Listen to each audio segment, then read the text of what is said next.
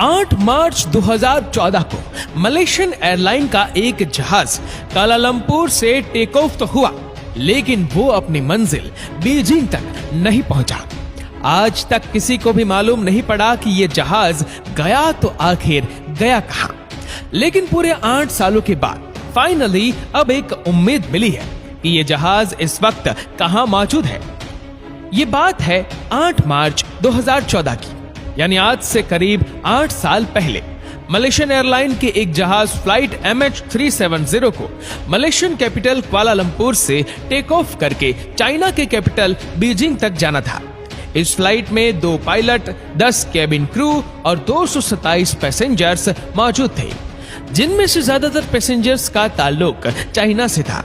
दोनों पायलट बहुत ज्यादा एक्सपीरियंस थे, जिनमें से 53 साल के कैप्टन ज़ाहरी अहमद शाह को 33 साल का फ्लाइट एक्सपीरियंस था, जबकि 27 साल के को पायलट फारिक अब्दुल हमीद एक जूनियर पायलट थे, जिनको 7 साल का फ्लाइट एक्सपीरियंस था।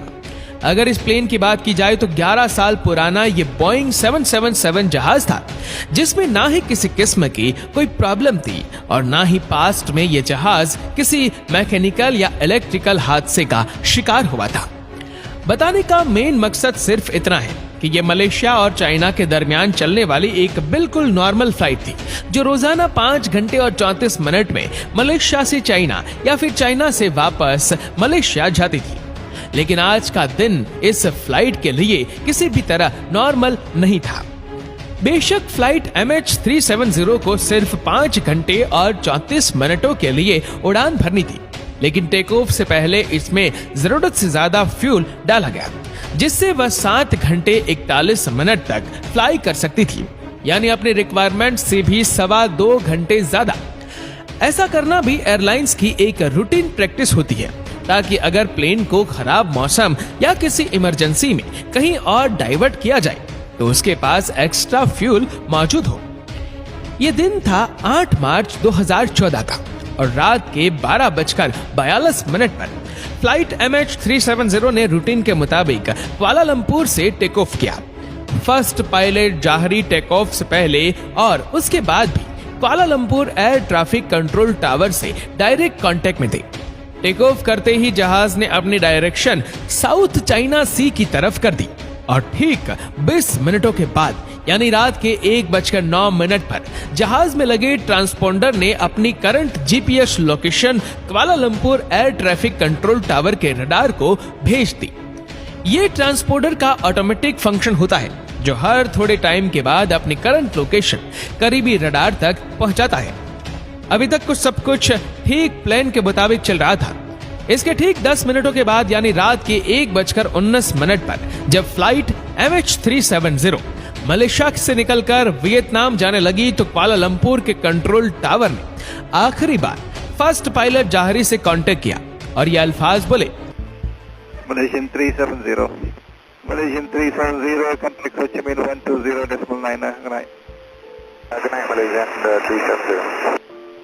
इसका मतलब था कि अब फ्लाइट MH370 को वियतनाम की सिटी हो ची मिन के कंट्रोल टावर से कांटेक्ट करना चाहिए। फर्स्ट पायलट कैप्टन ज़ाहरी ने यह मैसेज सुना भी, उसका जवाब भी दिया, गुड नाइट MIS 370।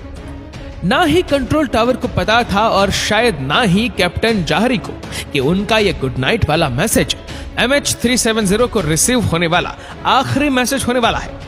ये वह वक्त था जब फ्लाइट को टेक ऑफ किए अब पूरे 37 मिनट गुजर चुके थे।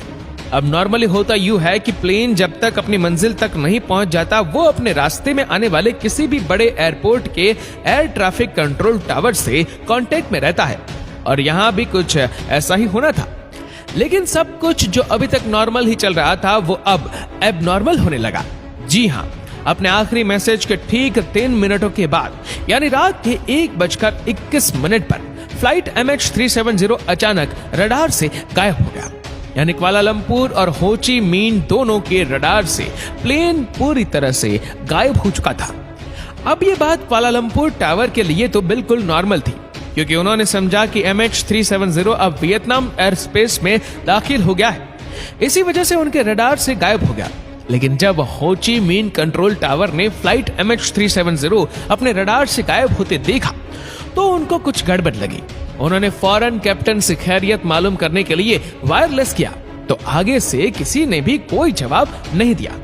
अगले 18 मिनट तक हो ची मिन्ह टावर MH370 से कांटेक्ट करने की कोशिश करता रहा, लेकिन कैप्टन की तरफ से फिर भी कोई जवाब नहीं आया।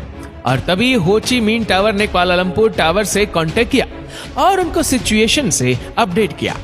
अब नॉर्मली इस कंडीशन में 1 घंटे के अंदर अंदर रेस्क्यू सेंटर को इन्फॉर्म करना होता है, लेकिन कुआलालंपुर कंट्रोल टावर ने ही पूरे 4 घंटों के बाद एरोनॉटिकल रेस्क्यू कोऑर्डिनेशन सेंटर को इन्फॉर्म किया और तब तक बहुत देर हो चुकी थी।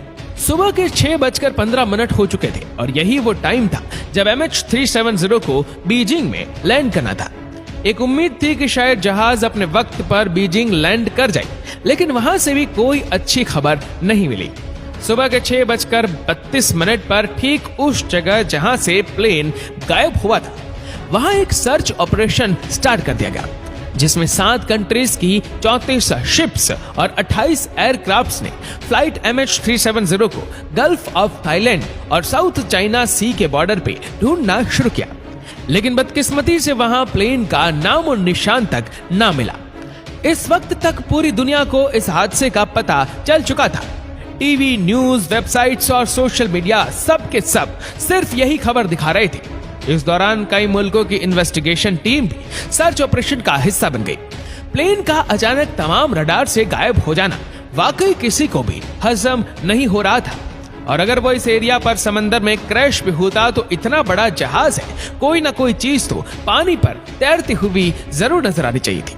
अगले पूरे 4 दिनों तक ये सर्च ऑपरेशन चलता रहा, पर कहीं से भी कोई अच्छी खबर ना मिल सकी। लेकिन फिर चौथे दिन एक खबर आई जिसने तमाम रेस्क्यू ऑपरेशन टीम को हिलाकर रख दिया। 8 मार्च को 1:21 पर फ्लाइट MH370 जब रडार से गायब हुई थी, तो वो सिविलियन रडार से गायब हुई थी, लेकिन मलेशियन मिलिट्री के एक रडार पे वो अगले 1 घंटे तक शो होती रही। और उसके बाद जो कुछ हुआ वो कुछ यूं था। सिविलियन रडार से गायब होने के बाद जहाज ने चंद मिनटों के लिए राइट पे जाना शुरू किया और फिर यू टर्न करके वापस मलेशिया की तरफ टर्न किया। पूरे 31 मिनटों के बाद जहाज ने मलेशिया के शहर पिनेंग को क्रॉस किया और फिर मलाका स्ट्रेट की तरफ टर्न कर गया। आखिरी बार जहां तक मिलिट्री रडार की रेंज थी, फ्लाइट MH370 को इंडियन ओशन के इस पॉइंट तक डिटेक्ट किया गया और इस वक्त रात के 2:22 हो रहे थे। अब इसके बाद MH370 ना ही मिलिट्री रडार पे शो हुआ और ना ही किसी सिविलियंस रडार पे। पूरी रेस्क्यू टीम और इस प्लेन से जुड़ा हर शख्स सिर्फ यही गुत्थी सुलझाने में लगे थे कि प्लेन गया तो आखिर गया कहां। इससे भी बढ़कर जो चीज तंग कर रही थी वह ये थी कि प्लेन ने बीजिंग की बिल्कुल अपोजिट डायरेक्शन में शार्प यू टर्न क्यों कर लिया। जो रेस्क्यू टीम पहले गल्फ ऑफ थाईलैंड और साउथ चाइना सी में प्लेन को ढूंढ रही थी, वो अब इंडियन ओशन के इस हिस्से में ढूंढना शुरू हो गए। लेकिन हैरत अंगेज तौर पर यहाँ पर भी प्लेन का कोई अता पता ना मिला। अगले कुछ दिनों बाद एक और खबर मिली और उसने एक बार फिर से पूरी सिचुएशन ही चेंज कर दी।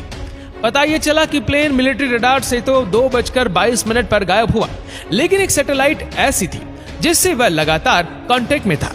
आपको यहाँ पर यह बताना भी जरूरी है कि ये बोइंग एयरप्लेन्स के लिए एक नॉर्मल बात होती है जब उनका अपना कम्युनिकेशन सिस्टम किसी वजह से खराब हो जाता है, तो वह सैटेलाइट से कांटेक्ट करने की कोशिश करता है। प्लेन ने ऑटोमेटिकली ठीक हर 1 घंटे के बाद 35,000 किलोमीटर दूर इन इनमारसैट नामी सैटेलाइट से कांटेक्ट करने की कोशिश की। इस सैटेलाइट पर सेव डेटा की मदद से एक्सपर्ट ने एक कॉम्प्लेक्स कैलकुलेशन परफॉर्म की, तो आखिरकार फ्लाइट MH370 के अगले मूव का भी पता चल गया। पता यह चला कि प्लेन रडार से भी गायब होने के बाद मलेशियन एयरक्राफ्ट ने दोबारा एक टर्न लिया और अगले 5 घंटों तक इसी डायरेक्शन में इंडियन ओशन के ऊपर फ्लाई करता रहा। सुबह को 8:19 पर प्लेन ने आखिरी बार सैटेलाइट से कनेक्शन बनाने की कोशिश की और ये MH370 की तरफ से मिलने वाला सबसे आखिरी सिग्नल था। इसके बाद ना ही प्लेन ने किसी और सैटेलाइट से कांटेक्ट किया और ना ही किसी और रडार पे शो हुआ। यानी जिस वक्त रेस्क्यू टीम पहली बार जहाज को ढूंढ रही थी, असल में उस वक्त जहाज फ्लाई कर रहा था लेकिन उसकी लोकेशन वहां से बहुत दूर थी। एक्सपर्ट और इन्वेस्टिगेशन टीम का मानना है कि ऑस्ट्रेलिया से 2000 किलोमीटर वेस्ट में इंडियन ओशन के ठीक इस कर्व स्पॉट पे आकर जहाज का सैटेलाइट से कनेक्शन टूटा। यानी कुआलालंपुर से टेक ऑफ करने के बाद इस कर्व स्पॉट तक पहुंचने में इस जहाज को पूरे 8 घंटे लगे और जहाज में टोटल फ्यूल भी सिर्फ इतना ही था। तो इस बात के काफी ज्यादा चांसेस है कि MH370 इसी कर्व स्पॉट में ही कहीं फ्यूल खत्म होने की वजह से क्रैश हो गया। इंडियन ओशन का यह हाईलाइटेड हिस्सा पूरे इंडिया से भी बहुत बड़ा है और यहाँ पर स्टार्ट किया गया एक deep sea search operation. MH370 को ढूंढना बहुत जरूरी था क्योंकि जब तक प्लेन और उसका ब्लैक बॉक्स नहीं मिलेगा तब तक ये पता नहीं चलेगा कि क्रैश से पहले प्लेन के अंदर क्या कुछ हो रहा था। कई महीनों नहीं बल्कि कई सालों तक यहाँ प्लेन को तलाश करने का अमल चलता रहा, लेकिन यहाँ पर भी प्लेन का कोई सुराग नहीं मिला। 3 सालों के बाद एक डीप सी ऑपरेशन को आखिरकार खत्म कर दिया गया, जिसमें $160 मिलियन से भी ज्यादा खर्चा हो चुका था।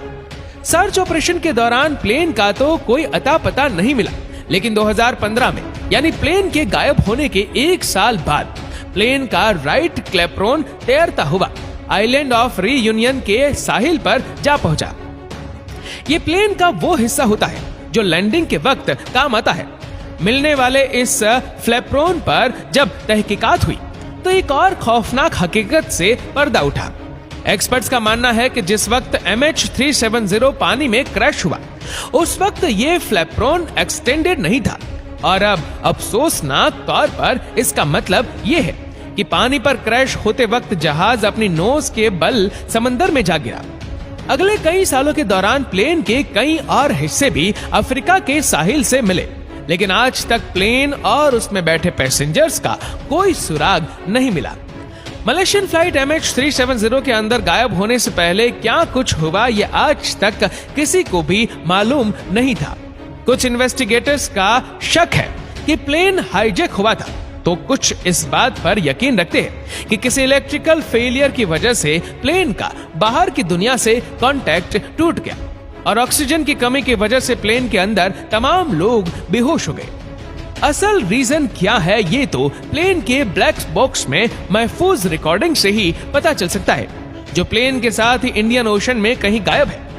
MH370 के गायब होने के पूरे 8 सालों के बाद फरवरी 2022 में एक बार फिर से प्लेन के मिलने की उम्मीद दिलाई गई। एक British retired aerospace engineer Richard Godfrey ने दावा किया है कि वीक सिग्नल प्रोपगेशन एनालिसिस के जरिए उसने प्लेन की असल लोकेशन का अंदाजा लगा लिया है और हैरतअंगेज तौर पर रिचर्ड ने जो पिन पॉइंट लोकेशन बताई है वो भी इंडियन ओशन के इसी कर्व एरिया में मौजूद है।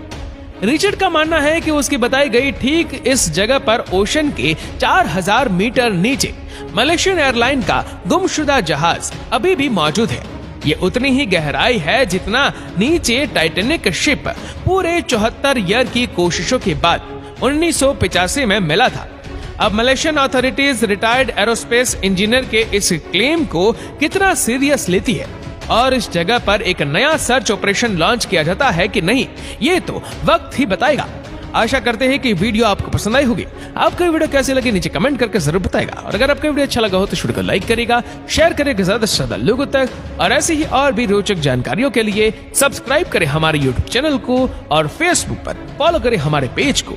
धन्यवाद।